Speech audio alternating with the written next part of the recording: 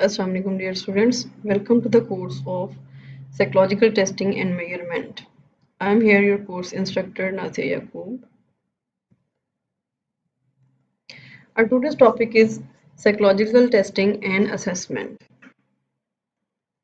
The main topics that we will learn in today's lecture include definition of the topic, difference between testing and assessment, the process of assessment, the tools of psychological assessment, who, what, why, how, and where we can use psychological testing and assessment, in what types of settings are assessment conducted, and why.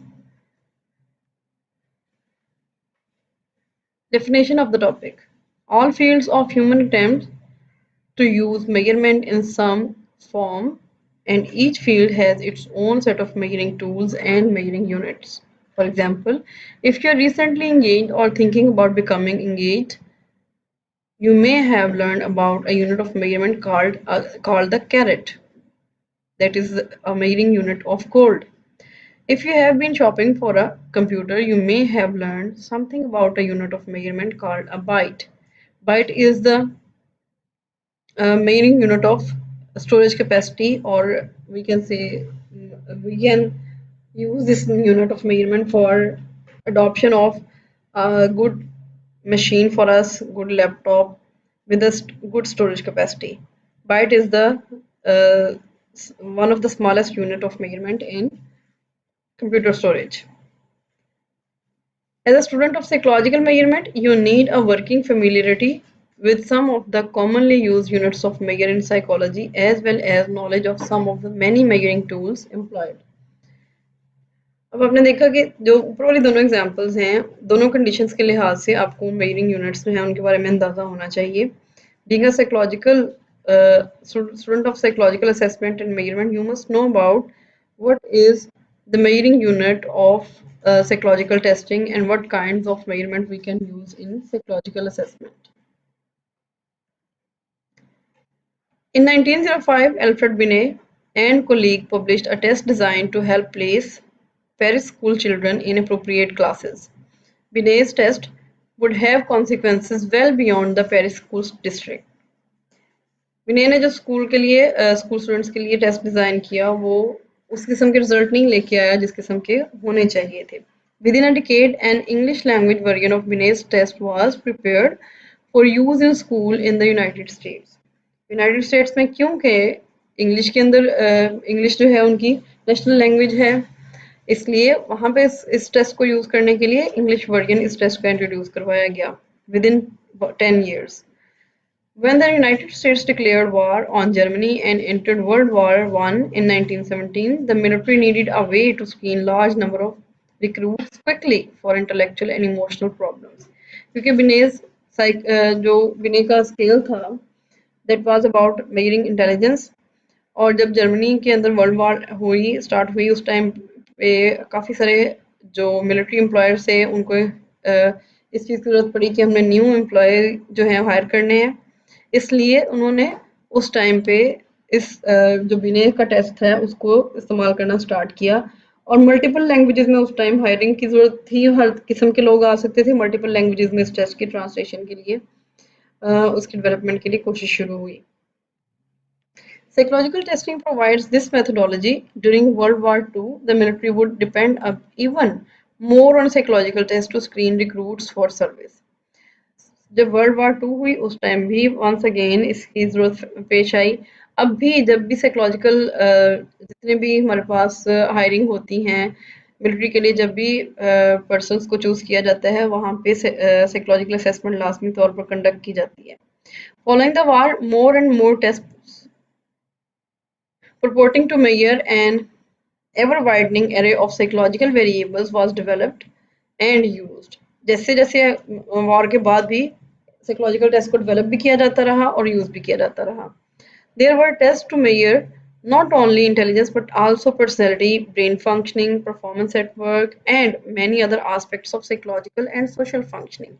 सिर्फ उनकी personality को focus नहीं किया, brain functioning को, work जो work place है वहाँ पे उनकी परफॉर्मेंस कैसी होगी उससे भी मेजर किया जाता है. सिर्फ ये नहीं कि रिक्रूट करने के लिए साइकोलॉजिकल टेस्टिंग को यूज़ किया जाता है बल्कि प्रमोशन के लिए भी और स्पेसिफिक टास्क के असाइनमेंट के लिए पहले उनकी साइकोलॉजिकल असेसमेंट करते हैं, उसके बाद उनको जो है वो स्पेसिफिक टास्क असाइन किए जाते हैं। Now, psychological assessment is the gathering and integration of psychology related data for the purpose of making a psychological evaluation that is accomplished through the use of tools. अगर overall देखा जाए psychological assessment है क्या, इसमें हम psychology related information लेते हैं किसी भी पर्सन की और फिर उसको इवेलुएट करते हैं। इवेलुएट कैसे कर सकते हैं? With the help of tools. वो टूल्स कौन से हो सकते हैं? सबसे पहले हमारे पास है टेस्ट, देन इंटरव्यूज हैं, केस स्टडीज हैं, behavioural observation and specially designed apparatus and measurement procedures. उसके बाद जो दूसरी हमारे पास डेफिनेशन प्रॉपर आती है, that is psychological testing. That is psychological testing is the process of measuring psychology related variables by means of devices or procedures designed to obtain a sample of behavior. Psychological assessment में हमने information लेनी है psychology related data की और उसको evaluate करना है। Testing जो है साइकोलॉजी रिलेटेड डाटा को लेने के लिए एक मेथड के तौर पर यूज किया जाता है। ये भी एक प्रोसेस है जिसमें हम स्पेसिफिक डिवाइसेस यूज कर सकते हैं। फॉर एग्जांपल स्केल्स हैं, एज अ टूल उनको यूज किया जा सकता है। मेजरमेंट यूनिट के तौर पे उनको हम यूज कर सकते हैं, या किसी भी एक स्पेसिफिक पर्सन के बिहेवियर को ऑब्जर्व करके ये इंफॉर्मेशन ली जा सकती है। तो बेसिकली दो मेन कॉन्सेप्ट हैं, psychological assessment and psychological testing. Assessment measure करने के लिए जो मेथड्स या टूल्स यूज किए जाते हैं, psychological testing is one of them. Let's see the difference between testing and assessment. हमारे पास टेस्टिंग और असेसमेंट का जो डिफरेंस है वो 5 डोमेन्स में हमारे पास मौजूद है। सबसे पहले है ऑब्जेक्टिव। टिपिकली टेस्टिंग जो है, this is to obtain some gauge, usually numerical in nature with regard to an ability or attribute. Testing में हमारे पास जो इन्फॉर्मेशन आती है वो नंबर्स की फॉर्म में एट द एंड पहुंचती है। न्यूमेरिकल इन नेचर जो है किसी पर्सन के किसी एट्रीब्यूट के बारे में, उसकी एबिलिटी के बारे में, या उसके अंदर जो स्पेसिफिक हम करेक्टरिस्टिक देखना चाह रहे हैं उसके बारे में, ट्रेट देखना चाह रहे हैं। देन असेसमेंट क्या है? This is typically to answer a referral question, solve a problem और arrive at a decision through the use of tools of evaluation. Assessment ये है कि हम किसी एक डिसीजन पर पहुंचना चाहते हैं। कुछ क्वेश्चंस हैं जिनका आंसर प्रोवाइड करती है असेसमेंट। फॉर एग्जांपल कोई एक इशू है, कोई प्रॉब्लम है, उसे सॉल्व करना, या किसी डिसीजन पे आना कि इस पर्सन को क्या प्रॉब्लम है। सेकंड जो हमारे पास डोमेन है वो है प्रोसेस की। टेस्टिंग और असेसमेंट में प्रोसेस के अकॉर्डिंग क्या डिफरेंस है? टेस्टिंग में बी इंडिविजुअल और group in nature. After test administration, the tester will typically add up the numbers of correct answers or the number of certain types of responses with little if any regard for the how or mechanics of such content.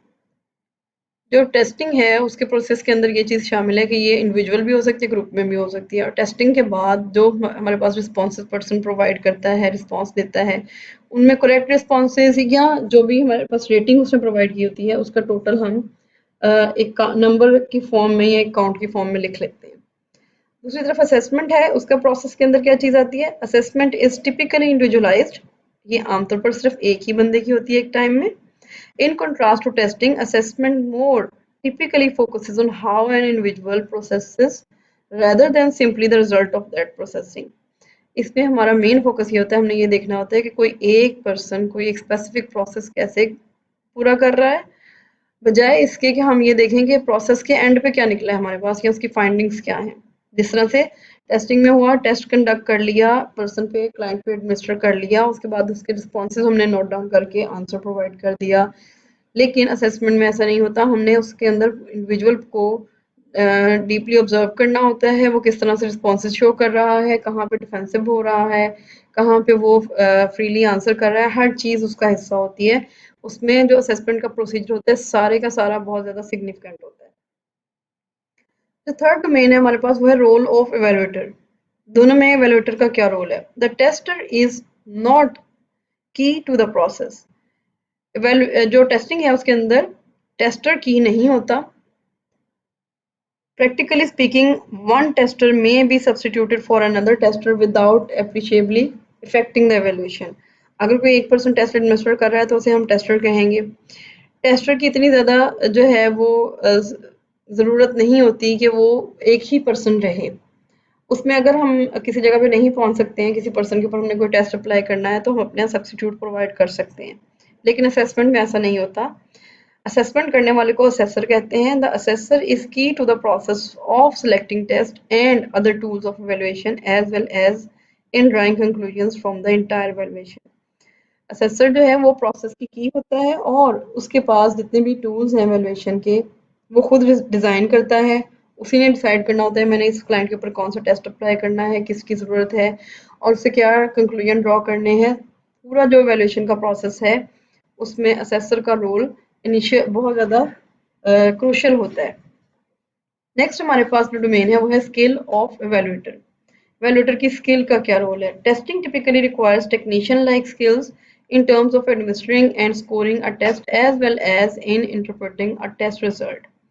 Assessor दूसरी तरफ हमारे पास assessor का role आता है या assessment है typically requires N educated selection of tools of evaluation, skill in evaluation and thoughtful organization and integration of data.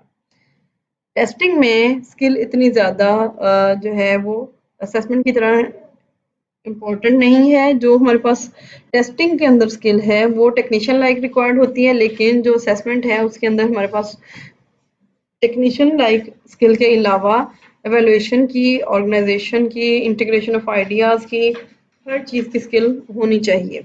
और relevant education उसमें सबसे ज़्यादा इम्पॉर्टेंट होती है कि हमारा जो असेसमेंट लेने वाला पर्सन है वो एजुकेटेड भी हो। लास्ट डोमेन हमारे पास है outcome. Typically testing yields a test score और सीरीज ऑफ टेस्ट स्कोर्स। दूसरी तरफ हमारे पास है टेस्टिंग के अंदर हमारे पास टेस्ट स्कोर्स और सीरीज ऑफ टेस्ट स्कोर्स हैं, वही आते हैं, उन्हीं को हमने देखना होता है। लेकिन जो असेसमेंट है वहाँ typically assessment entails a logical problem solving approach that brings to bear many sources of data designed to shed light on a referral question। जबकि असेसमेंट के अंदर हमारे पास किसी भी एक लॉजिकल जो प्रॉब्लम सॉल्विंग अप्रोच है उसको यूज करते हुए हमने एक डिसीजन पे आना होता है। जो हमारे पास रेफरल क्वेश्चन है उसका आंसर प्रोवाइड करना है। फॉर एग्जांपल क्लाइंट आपके पास किस लिए आया? रेफरल क्वेश्चन मीन आपके पास क्लाइंट किस मकसद के लिए आया है, क्यों पहुंचा है, आपने उसका असेसमेंट करके बताना है कि इस पर्सन को क्या इशू है, क्या प्रॉब्लम है। तो ये एक रेफरल क्वेश्चन है जिसके लिए एक पर्सन आपके पास आया, आपने उसकी असेसमेंट करके जो है वो आंसर प्रोवाइड करना है। आंसर क्या आएगा? This person is suffering from anxiety और this person is suffering from depression. Depression की कैटेगरी क्या है? माइल्ड, मॉडरेट, सीवियर है।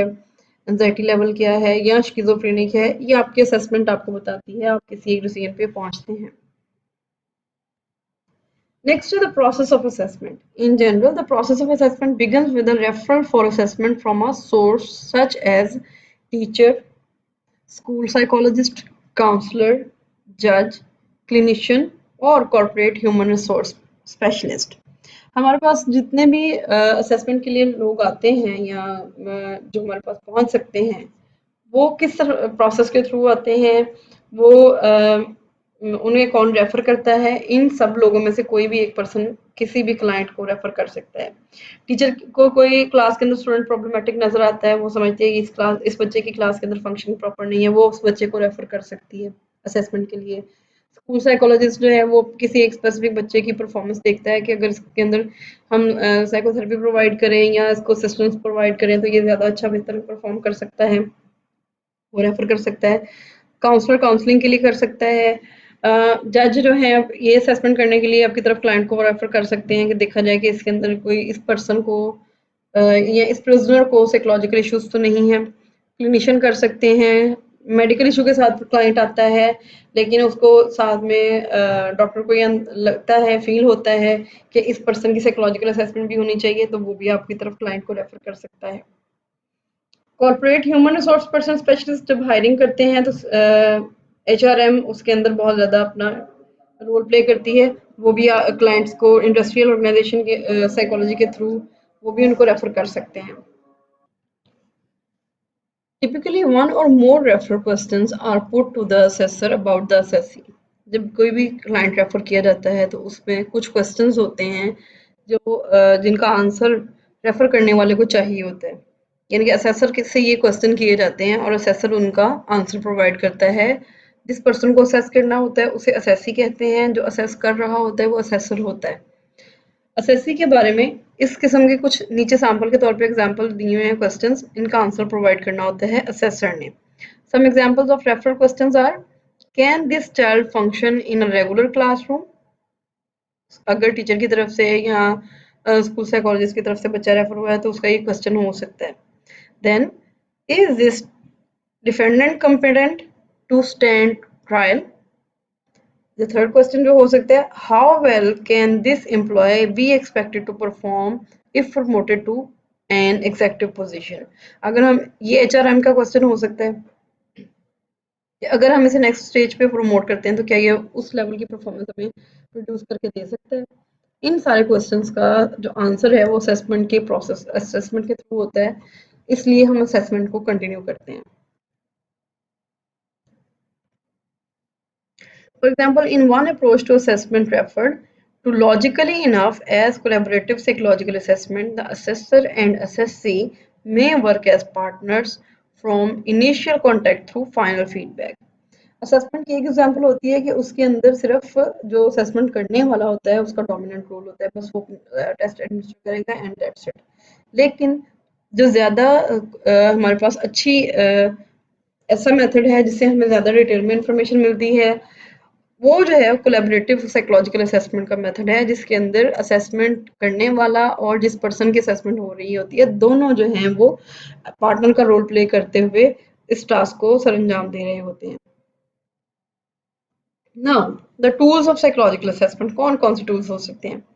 The first one is the test, second is the interview, third is the portfolio, fourth is case history data, fifth one is behavioral observation, sixth is role play test and seventh is computers as tool। जो main हमारा जो observe यहाँ पे assessment के लिहाज से जिस चीज़ को हमें स्टडी करना है वो टेस्ट है, क्योंकि आपका जो कोर्स कंटेंट है that is about psychological testing and assessment.